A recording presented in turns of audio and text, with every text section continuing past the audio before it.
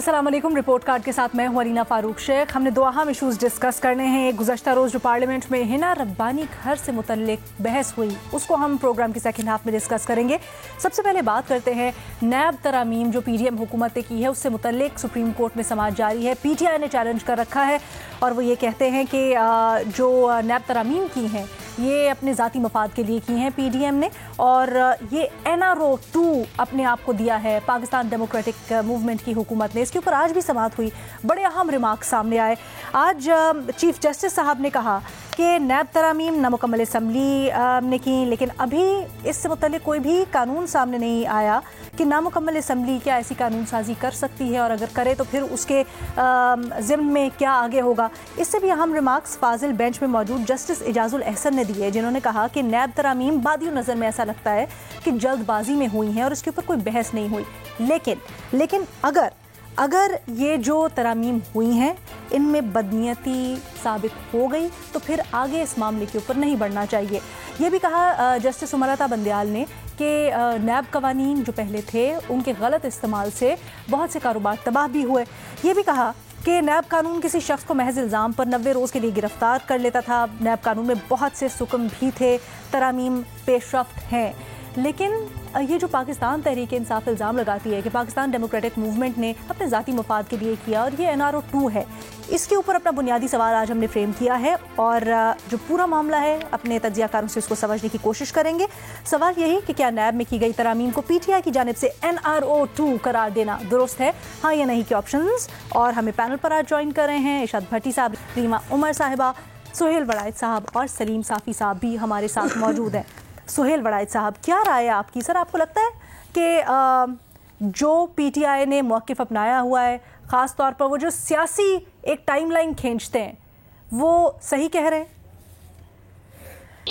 देखिए, ये सोचना कि कोई असम्बली या कोई सियासी जमात अपने मफाद के खिलाफ काम करेगी, ये तो सोचना ही गलत है। चुनाचे जो PDM की असम्बली है या जो मौजूदा असम्बली है उसने जाहिर है अपने मफाद में काम किया है, और जो पहली असम्बली थी वो भी अपने मफाद में काम करती थी। आज तक जितनी असम्बलियां रही हैं वो अपने मफादात पे काम करती हैं, तो उनका मफाद यही है कि उनके खिलाफ जो केसेस हैं वो खत्म हो, इसीलिए उन्होंने तरामीम की है।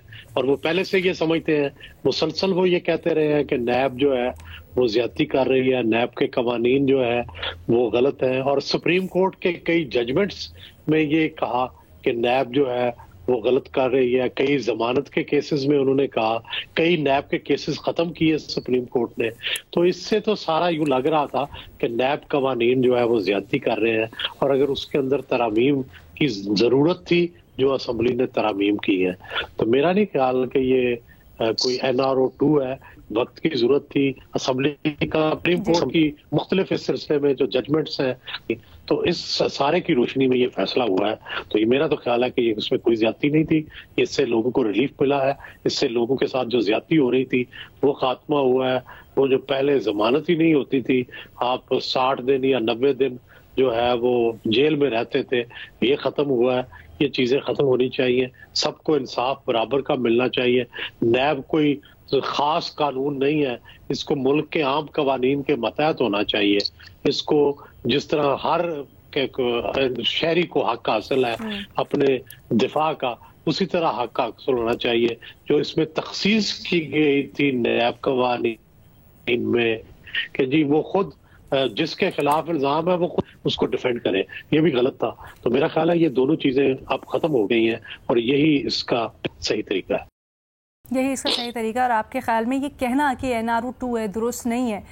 भट्टी साहब, आपकी क्या राय है? देखिए मैडम शेख, ये तहरीक इंसाफ का कहना छोड़िए, ये पूरी पाकिस्तान को पता है, हर बच्चे को पता है कि ये NRO 2 नहीं है, NRO 1 है। 75 साल तारीख का सबसे बड़ा NRO, शेम NRO, जो देने वाले भी खुद, लेने वाले भी खुद। 4-5 तरामीम जो करनी चाहिए थी कर लेते। 90 दिन का जो होता है रिमांड होता है, चेयरमैन का इख्तियारात होता है, प्ली बारगेन होती है, इसके अलावा जो 1-2 और थी वो ज़रूर करनी चाहिए थी। मगर ये क्या बात हुई कि बैरून मुल्क से आया सबूत काबिल कबूल नहीं, کون سے کیسز کو آپ فائدہ پہنچا رہے ہیں؟ ملزم کی منی ٹریل دینے کی ذمہ داری ختم، اثاثوں کی تعریف ہی بدل دی گئی، بے نامی دار کی تعریف بدل گئی، بارے ثبوت نیب پر ہوگا، اختیارات کا غلط استعمال بھی نیب صاحب کو ثابت کرنا پڑے گا، منی لانڈرنگ نیب کے دائرہ اختیار سے باہر، مفاد عامہ یعنی عوامی دھوکہ دہی کا کیس جس کی تعداد 100 سے کم ہوگی وہ نیب کا کیس نہیں ہوگا۔ کیوں؟ کیونکہ ایک سیاستدان کے کیس میں 67 لوگ تھے، نیب کو وزارت داخلہ کے متحد کر دیا گیا۔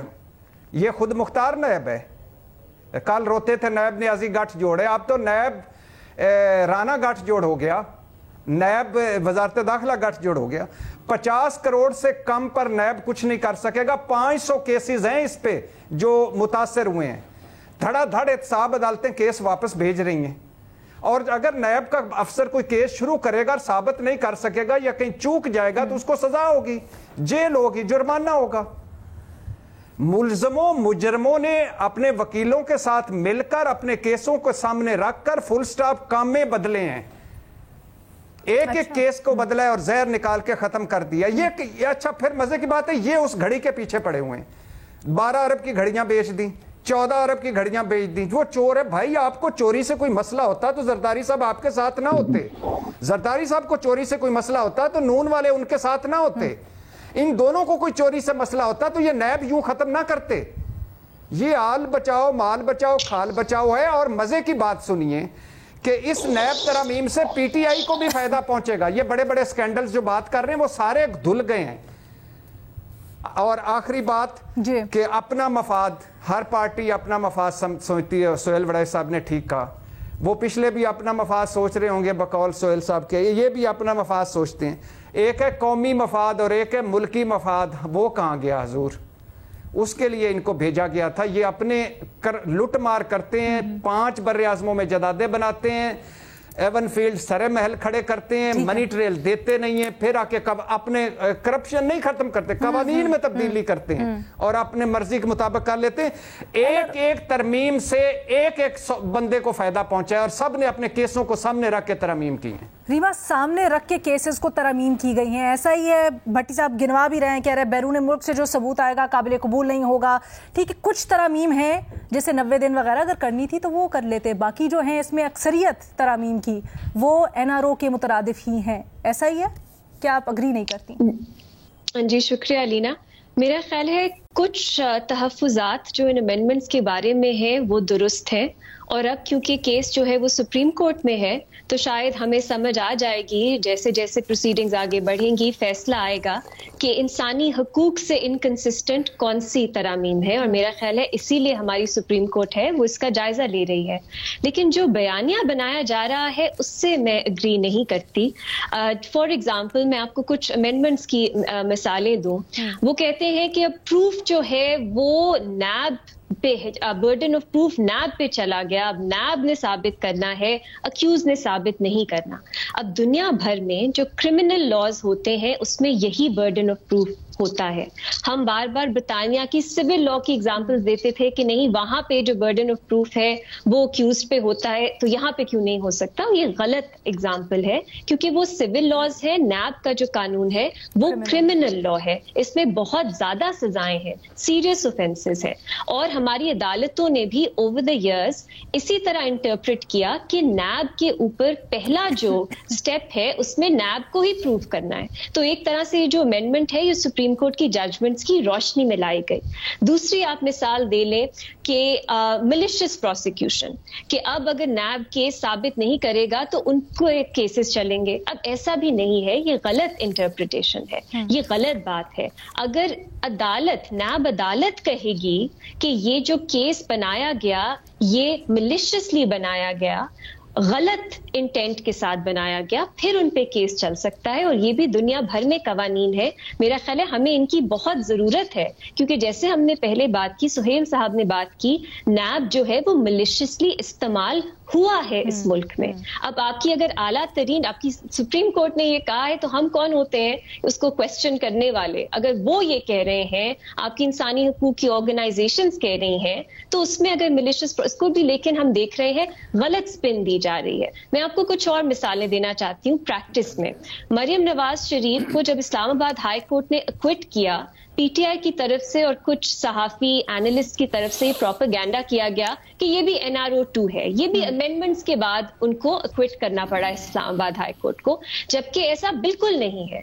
اسلام آباد ہائی کورٹ کی ججمنٹ جو پچھلی شکل تھی نیب کی اس پہ بیسڈ ہے، اور ان کو مریم نواز کے خلاف ثبوت نہیں ملا، اس لیے ان کو ایکوئٹ کیا گیا. اگر آپ ججمنٹ پڑھیں، غلط بیانیہ بنایا گیا. پھر ابھی کچھ دن پہلے کی مثال میں آپ کو دوں، شہزاد اکبر صاحب نے ٹویٹ کیا کہ شہباز شریف کے خلاف ڈیلی میل کو ان کو اپولوجائز کرنا پڑا کیونکہ ان کو چارج NRO2 کے بعد، نیب کی امینڈمنٹ کے بعد نیب نے چارج ہی نہیں کیا کیونکہ وہ تو بالکل ٹوتھ لیس ہو گئی، اس لیے ان کو معافی مانگنی پڑی. اب ایسا بھی نہیں ہے، ڈیلی میل نے کہا کہ کبھی وہ اکیوز ہی نہیں ہوئے تھے، ان پہ کبھی ایلیگیشنز ہی نہیں تھیں ڈیفڈ کا جو پیسہ ہے اس میں کرپشن کرنے کی، اس کی چوری کی، اس لیے انہوں نے معذرت کی. لیکن شہباز اکبر نے کیسا ٹویسٹ اس کو دیا کہ نیب امینڈمنٹس کی وجہ سے وہ چارج نہیں ہوئے، یہ NRO2 ہو گیا. سو اب آپ دیکھیے پی ٹی آئی بیانیہ جو بنا رہی ہے وہ جھوٹا بیانیہ بنا رہی ہے. اگر آپ کو کچھ اس پروویژنز پہ آپ کو کنسرنز ہیں، آپ ان کی ایک فیکچوئل انالیسس کریں، اس کی بات کریں. اور یہ صرف دیکھیے، یہ پی ٹی آئی تو یہ کہے گی کہ صرف ملک میں 2-3 ہی چور جماعتیں ہیں، لیکن کیا پی ٹی آئی میں ہمیں نہیں معلوم کیسے لوگ ہیں؟ کیا کاف لیگ پہ نہیں کرپشن کے کیسز ہوتے؟ کیا پی ٹی آئی کے اپنے لیڈران کے اوپر نہیں کرپشن کے کیسز؟ پاکستان میں کرپشن ایک بہت کمپلیکس مسئلہ ہے، اور اس میں قوانین جو ہیں جی یہ بہت چھوٹا اس کا حصہ ہے. ہاں، آپ جو کہہ رہی ہیں وہ اپنی جگہ بالکل درست ہے، کس طرح سے قوانین کا غلط استعمال ہوتا ہے. لیکن یہاں پر قوانین کس طرح سے غلط استعمال کے لیے بنائے جاتے ہیں یا ان میں امینڈمنٹس کی جاتی ہیں، یہ بھی ایک بڑا سوال جو آج عدالت میں بھی اٹھا ہے. انٹینشن کی بات، غلط انٹینٹ کی بات جو ابھی آپ نے کی، کیا آپ کو لگتا ہے کہ اس اسمبلی نے جس طرح سے نیب ترامیم کروائیں اور پھر بالکل میرے کنسرنز ہیں، آپ درست کہہ رہی ہیں، لیکن وہی بات ہے کہ پروپیگنڈا اتنا ہوتا ہے کہ آپ جو ایکچوئل پوائنٹس ہیں ان پہ نہیں آتے. ایک تو ایسی پروویژنز ہیں، امینڈمنٹس ہیں جس پہ مجھے بھی سوال ہے کہ کیا یہ اب، لیکن اگین یہ ٹیکنیکل امینڈمنٹس ہیں، امید ہے کہ سپریم کورٹ اس میں ہمیں گائیڈنس دے گی. لیکن ایک بات ہمیں یاد رکھنی چاہیے، سپریم کورٹ کی بھی جورسڈکشن اس میں لمیٹڈ ہے، وہ نئی قانون سازی نہیں کر سکتی، وہ نئی پروویژنز اس قانون میں نہیں ڈال سکتی. لیکن وہ پرانی جن کے اوپر اعتراض ہے ان کو اس کے اوپر تو وہ واپس ریسٹور کر سکتی ہے یہ کہہ کے کہ یہ انسانی حقوق کے خلاف ہے. مجھے ذرا جلدی سے مختصر یہ بتا دیجیے، ہاں مجھے جلدی سے مختصر یہ بتا دیجیے گا وہ کون سی ایسی شکیں ہیں ترامیم کی جن کے اوپر آپ کو اعتراض ہے اور آپ کو لگتا ہے کہ سپریم کورٹ اس کے اوپر تحفظات اٹھا سکتی ہے یا آپ کے تحفظات ہیں؟ یہ میلف آئیڈی والا تو میں نہیں کہوں گی، یہ تو ان کے پاس ہی پروف ہوگا کہ بدنیتی اب قانون میں کیا ہے. اس کے جو تھریش ہولڈ ہے وہ بہت ہائی ہوتا ہے. جو ہم ابھی بات کریں کہ اپنے مفادات کے لیے وہ تھریش ہولڈ نہیں ہوتا، وہ زیادہ ہوتا ہے. میرا خیال ہے کچھ ڈیفینیشنز جو انہوں نے تبدیل کی ہیں، ایسڈس کی ڈیفینیشنز، اس پہ مجھے کچھ کنسرنز ہے. لیکن اگین میں اس پہ بھی حتمی رائے یہ نہیں دوں گی کہ سپریم کورٹ اسٹرائک ڈاؤن کرے کہ نہیں، کیونکہ اس میں وہی سپریم کورٹ کی جورسڈکشن کا مسئلہ آ جاتا ہے. لیکن تنقید کرنا وہ ہمارا حق ہے، اور میرا خیال ہے نیب امینڈمنٹس میں کچھ ایسی تبدیلی کی گئی ہے جس پہ تنقید تو بنتی ہے، کچھ چیزوں پہ تنقید بنتی ہے. لیکن یہ بڑا اہم نقطہ جو آپ کہہ رہی ہیں کہ بدنیتی آپ کے خیال میں نہیں ہے، ابھی آگے جا کے دیکھنا ہوگا کہ سپریم کورٹ اس بدنیتی کو کیسے ڈیفائن کر رہی ہے یا اس کا کیا. سلیم صافی صاحب، آپ اس کے اوپر کیا رائے رکھتے ہیں؟ کیونکہ آج جو فاضل جج صاحب کے ریمارک سامنے آئے ہیں، Justice Ijaz ul Ahsan to be specific, وہ کہتے ہیں کہ یہ سامنے لگتا ہے بادی النظر میں کہ جلد بازی میں بحث کے بغیر نیب ترامیم پاس کی گئیں، اور ہو سکتا ہے بادی النظر میں کہ بدنیتی اس میں ہو. آپ کیا سمجھتے ہیں سیاسی حالات و واقعات کو دیکھتے ہوئے بھی سر؟ ایک یہ میں تو نیتوں کا حال تو اللہ جانتا ہے، میں تو اپنے آپ کو اس قابل نہیں سمجھتا کہ کسی کی نیت کے بارے میں اپنی رائے قائم کروں. ایک بات تو یہ ہے. دوسری بات یہ ہے کہ ہم نے ریسنٹ پاسٹ میں دیکھا ہے، پچھلے سالوں میں، کہ ایک ہی دن میں 30-40 قوانین منظور ہوئے ہیں اور بڑے اہم اور امپورٹنٹ ہوئے ہیں، ان پہ کوئی ڈیبیٹ نہیں ہوا، ان پہ کچھ اور نہیں ہوا، اور اس حوالے سے عدالتوں نے کوئی اعتراض نہیں کیا۔ تو یہ تو ہے کہ اگر اس پہ ڈیبیٹ نہیں ہوا تو اس سے پہلے ایک دن میں ریکارڈ پہ موجود ہے کہ 30-40 بل وہ پارلیمنٹ نے منظور کر لیے ہیں۔ دوسرا یہ جو اسمبلی کے نامکمل ہونے کی بات ہے، تو میرے خیال میں تو اسمبلی نامکمل نہیں ہے، کیونکہ جو پی ٹی آئی کے لوگ ہیں ان کے استعفے منظور نہیں ہوئے ہیں، وہ اگر پارلیمنٹ میں نہیں آتے، ابھی تک نہ تصدیق کے لیے آئے ہوئے ہیں نہ آتے ہیں، وہ کچھ مراعات اسی طرح حاصل کر رہے ہیں، باقی سب کچھ کر رہے ہیں، اور جو سیٹیں خالی ہوئی تھی اس پہ ضمنی الیکشن ہو گیا ہے، تو مجھے تو اسمبلی بھی نامکمل نہیں لگتی۔ باقی جہاں تک اس کا تعلق ہے، دیکھیں اس کا اصل میں اگر کسی کو فائدہ ہوا ہے تو وہ پی ٹی آئی کو ہوا ہے ان ترامیم کا۔ کیسے؟ اور اگر اصل میں این آر او کے سو کو ملا ہے تو وہ جسٹس تو خیر ان کے ساتھ نہیں کہنا چاہیے، وہ جاوید اقبال کو ملا ہے، اچھا جو نیب کے چیئرمین تھے، اس لیے کہ دیکھیں ان کو باقی سب نے تو بھگتا ہے، نواز شریف نے بھگتا، مریم نے بھگتا، زرداری نے بھگتا، فریال تارپور نے بھگتا، شاہد خاقان نے بھگتا، احد چیمہ نے بھگتا، فواد اثر فواد نے بھگتا، سعد رفیق نے بھگتا، سلمان رفیق نے بھگتلا، اور پرانے قوانین کے ہوتے ہوئے ان لوگوں کی ضمانتیں ہو گئی تو انہوں نے تو بھگت لیا تھا۔ اب اگر نیب کا یہ قانون موجود ہوتا اور 90 ڈیز کے ریمانڈ کا شک وہ موجود ہوتا تو اس حکومت کو اتنے دور کے پاپڑ نہ بیلنے پڑتے کہ کبھی اعظم سواتی پہ یہ کیس بناؤ، بلکہ نیب قانون کے تحت اب عمران خان ہیلی کاپٹر کیس میں اندر ہوتے 90 ڈیز کے لیے، بی آر ٹی میں اندر ہوتے، بلی انٹری میں اندر ہوتے، تو شخانہ میں ویسے۔ لیکن سر اگر ایک چیز غلط تھی تو وہ اکراس دا بورڈ غلط ہونی چاہیے نا۔ لیکن سلیف صاحب مجھے تھوڑا سا یہ، ٹھیک ہے میں سمجھ گئی آپ کیسے کہہ رہے ہیں کہ پی ٹی آئی کو فائدہ ہوا ہے اس کا کہ وہ بچ گئے۔ مشرف کے دور سے، جب نواز شریف کے دور میں نیب کا قانون بنا تھا اس وقت تو ہم صحافت میں نہیں تھے، میں تو مشرف کے دور سے اس قانون کو ظالمانہ کہتا ہوں، یہ مہذب دنیا کے اصولوں کے بھی منافی ہے اور یہ قرآن کے تعلیمات کے بھی منافی ہے، کیونکہ دین بھی آپ سے یہ کہتا ہے کہ برڈن آف پروفز جو ہے وہ الزام لگانے والے کے سر ہے، وہ فرد ہو، وہ انسٹیٹیوشن ہو، وہ کوئی ادارہ ہو۔ اس قانون کے تحت یہ تھا کہ پہلے میں آپ کو مجرم قرار دوں اور آپ نے اپنے آپ کو صاف ثابت کرنا ہے۔ دوسرا پھر یہ 90 ڈیز کے ریمانڈ کا، اچھا سر مجھے یہ بتائیں، یہ جو آپ نے بڑی دلچسپ بات کی نا، اور بے شک نیتوں کے حال اللہ پاک جانتا ہے، لیکن سر کچھ سیاسی حقیقتیں بھی تو ہے نا، یہ بھی ہمیں پتہ ہے کہ کس طرح سے ہوتی ہیں، مصلحتوں کی تحت ہی قانون سازی ہوتی ہے۔ ہم نے دیکھا ہے سیاست آپ سے بہتر اتنی عرصے سے کون دیکھتا چلا آ رہا ہے سر۔ تو یہ جو نیب ترامیم ہوئی ہے اس کے اوپر جو سیاسی محرکات تھے پیچھے، اس کو آپ کس طرح سے دیکھتے ہیں، یہ تھوڑا بتائیں نا، چلیں نیت پہ بات نہ کریں۔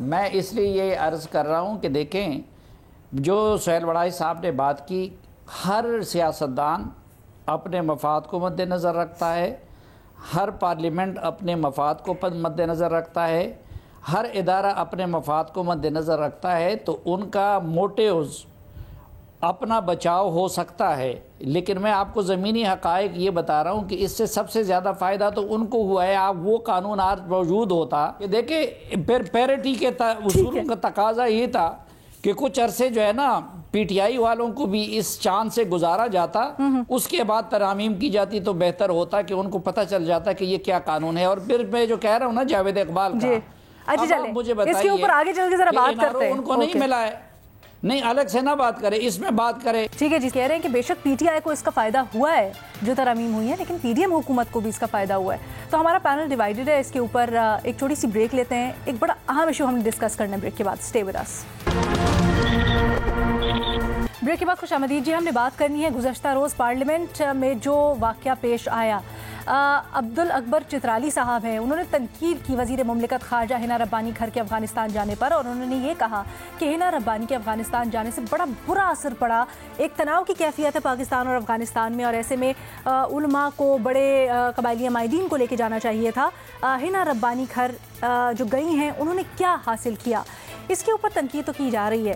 اس کو پارلیمنٹ میں ہی ڈیفینڈ کیا، وہاں پر جو خواتین پارلیمنٹیرینز بیٹھی تھیں، شہری رحمان صاحبہ، شازیہ مری صاحبہ، مریم اورنگزیب صاحبہ، انہوں نے کہا کہ ہنا ربانی گھر ہمارا فخر ہیں، وہ گئیں افغانستان، نہ صرف یہ سمبولک کہ وہ ایک ایسے ملک میں گئی جہاں پر خواتین کو حقوق نہیں دیے جا رہے، وہاں پر ایک خاتون وزیر گئی، بلکہ انہوں نے جس طرح سے پاکستان کا مقدمہ پیش کیا، ان کی قابلیت کی بنیاد پر پاکستان اور پوری دنیا ان کی معترف ہے۔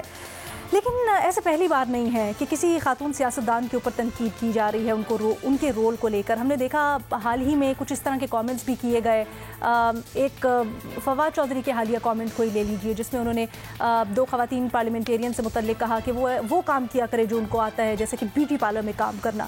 تو ایسے متعصب کامنٹس، خواتین کے سیاست میں کردار کو غیر سنجیدہ لینا، کیوں ہوتا ہے ایسا، اور ہم اس تاثر کو کیسے زائل کر سکتے ہیں، یہی سوال ہے اپنے تجزیہ کاروں کے لیے۔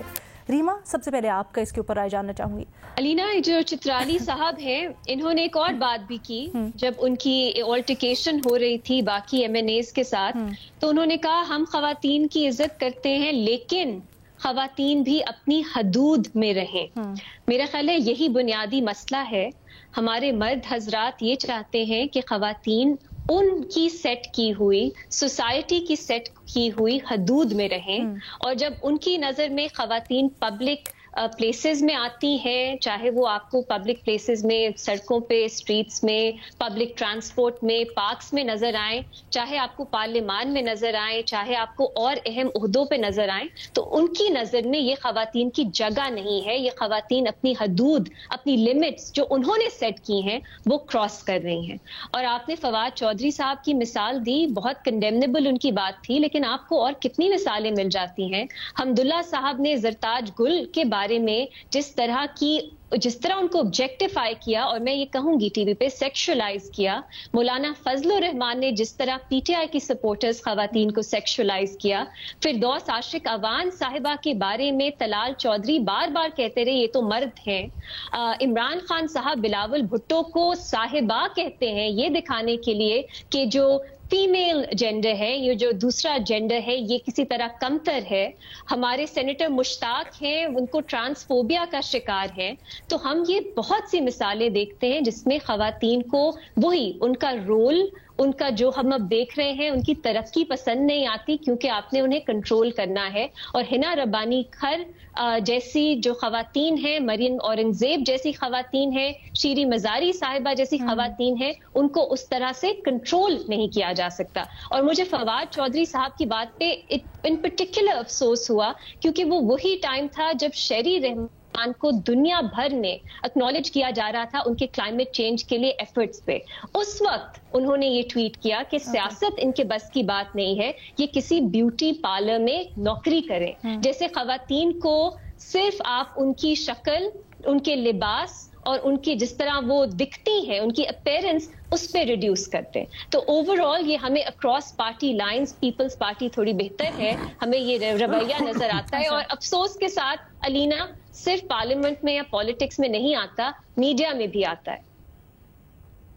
لیجٹ سلیم صافی صاحب، آپ کہیے گا جو چترالی صاحب تنقید کر رہے ہیں، کیا ہنا ربانی گھر نے جس طرح سے پاکستان کا مقدمہ پیش کیا اس میں کیا کوئی کمی رہ گئی؟ کیا وہ صحیح نہیں تھا؟ کیا اس سے، جیسے وہ کہہ رہے ہیں، برا اثر پڑا؟ ایسا ہی ہے؟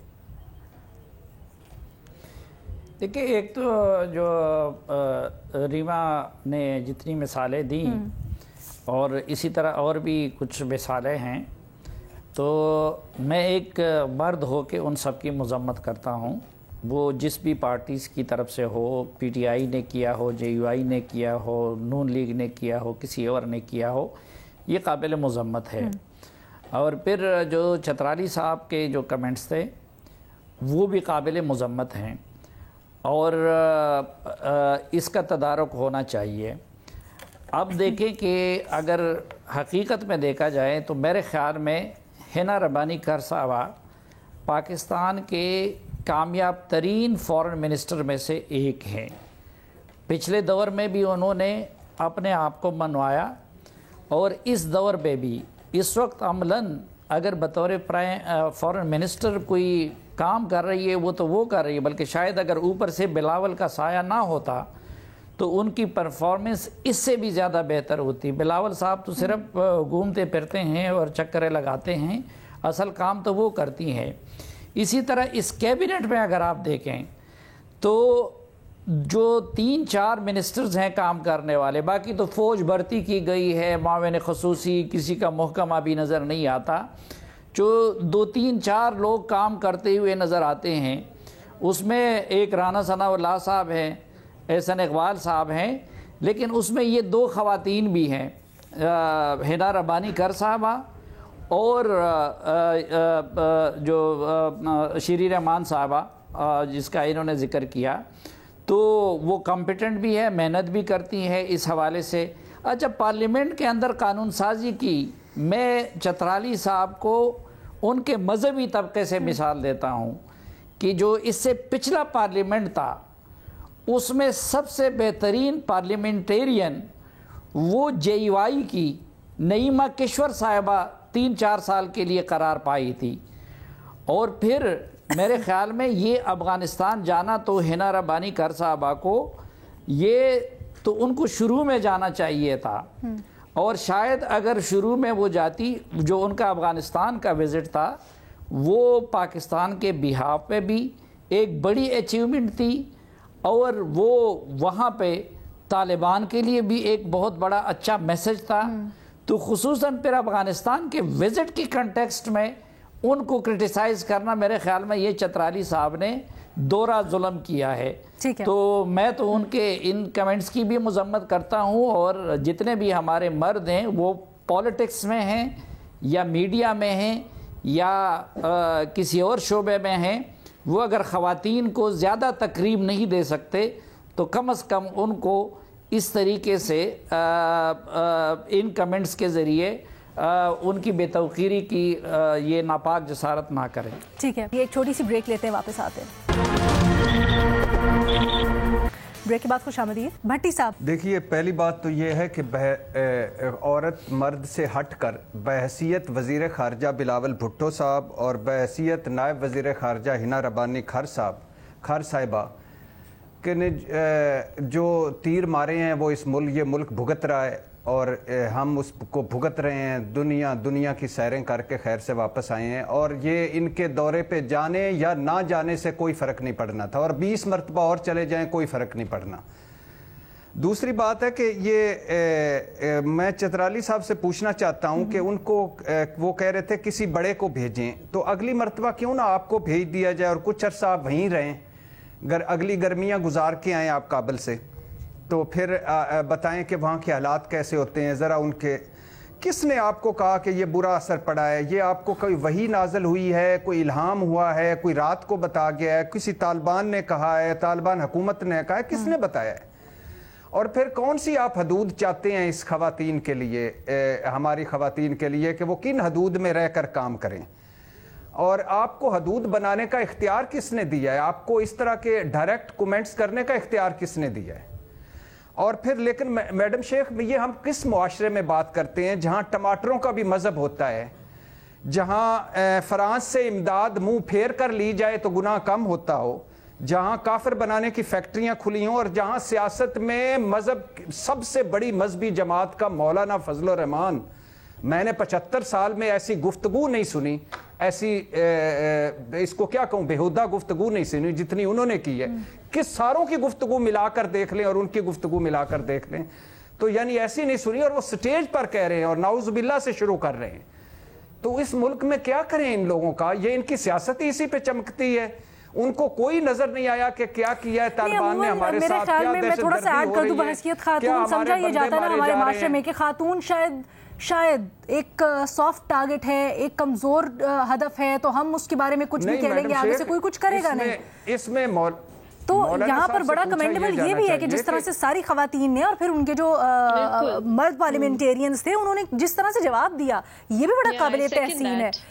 سہیل وڑائد صاحب، سر آپ کیا کہیں گے اس موضوع پر؟ آپ کو کیا لگتا ہے یہ جو تاثر ہے جنرلی ہمارے معاشرے میں اور پھر خاص طور پر ہمارے سیاست کے ایوانوں میں، یہاں پر تو یہ لیڈرز ہیں، ان لوگوں کو تو بتانا چاہیے جو اپنے فالوورز ہیں ان کو کہ کس طرح سے خواتین کو آگے لے کے آنا چاہیے، ان کو رسپیکٹ دینی چاہیے، یہ کس طرح سے ختم کریں اس تاثر کو، اس تعصب کو خواتین کے خلاف؟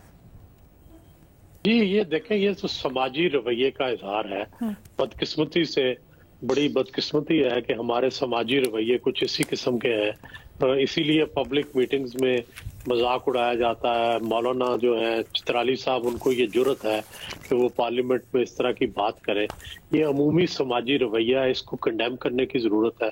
اور جنرلی اصل میں تو بات ہے بچوں کو شروع سے تعلیم و تربیت دینے کی ضرورت ہے۔ بچوں کو شروع سے خواتین کی عزت، تربیت اور ان کی گھٹی میں یہ ڈالنے کی ضرورت ہے کہ وہ ان کی کیسے عزت کی جاتی ہے۔ ہمارے ہاں بچپن سے ہی اسکولوں میں تربیت دی جاتی، گھروں میں تربیت دی جاتی کہ کس طرح سے عورتوں کو فیس کرنا ہے۔ باہر کی دنیا میں یہ بتایا جاتا ہے کہ عورتوں کو دیکھنا کس طرح سے ہے۔ یہ ہمارے ہاں تو یہ بھی نہیں پتا کہ عورتوں کو سٹیئر کرنا جو ہے کتنی بری بات ہے، لیکن باہر کی دنیا میں یہ بھی سماجی رویے بتائے جاتے ہیں۔ تو یہ بیسیکلی سماجی رویے کا فالٹ ہے، اور کچھ لوگ جو ہیں وہ اس سماجی رویے کو پھر ایکسپلائٹ کرتے ہیں، جیسے چترالی صاحب ہیں یا جو ایسے لوگ ہیں جو عورتوں پہ اس طرح کے کمنٹس کرتے ہیں۔